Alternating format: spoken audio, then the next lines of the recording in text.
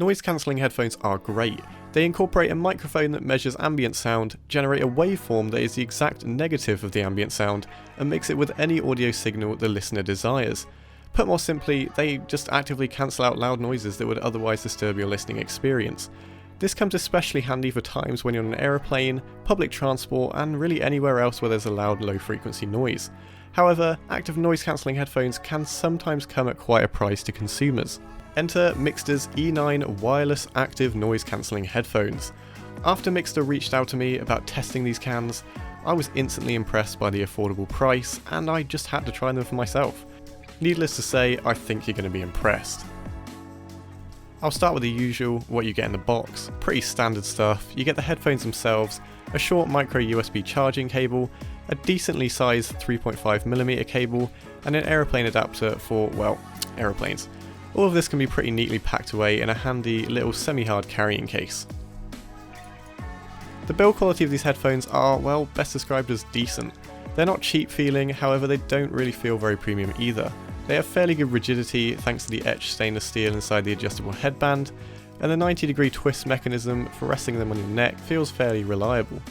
They also feel quite tight, so I wouldn't really worry about them slipping off while running.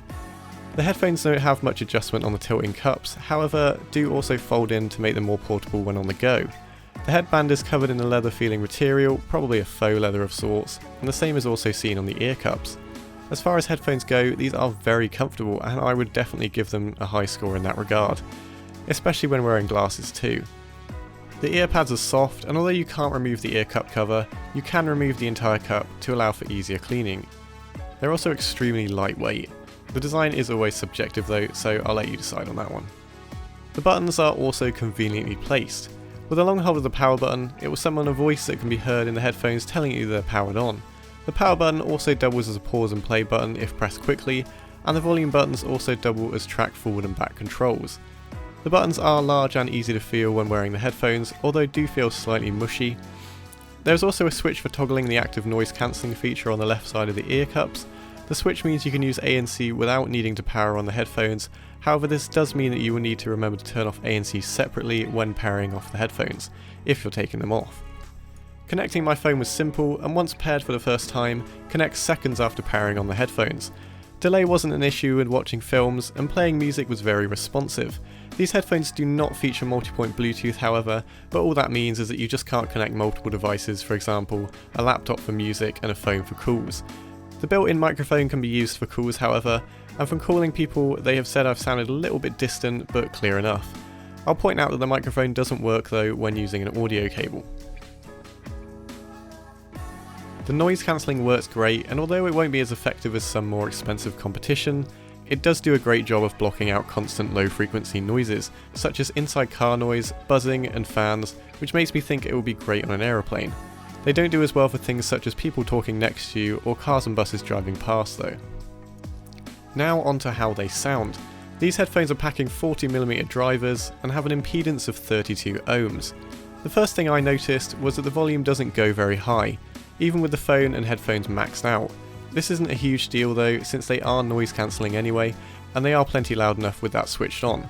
The mids and the highs are not exactly audiophile quality, but for the average consumer I would say they're very decent and far from the muddy side. And the bass is very heavy, although I wouldn't say it was overpowering. I was very satisfied by the amount of bass that these things produced, and how it balanced out with the rest of the sounds.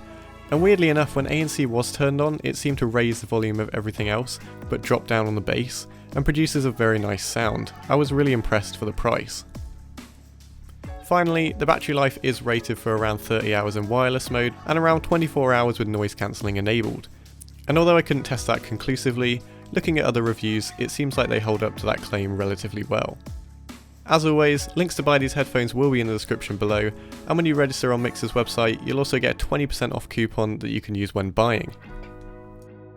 Thanks for watching guys, I really appreciate it. If you did enjoy the video, please do leave a like, and maybe consider commenting. Yeah, we'll also do consider subscribing as well, because there's always room in my subscription box, and I do appreciate every single one of you that do support me and subscribe and continue to watch my content.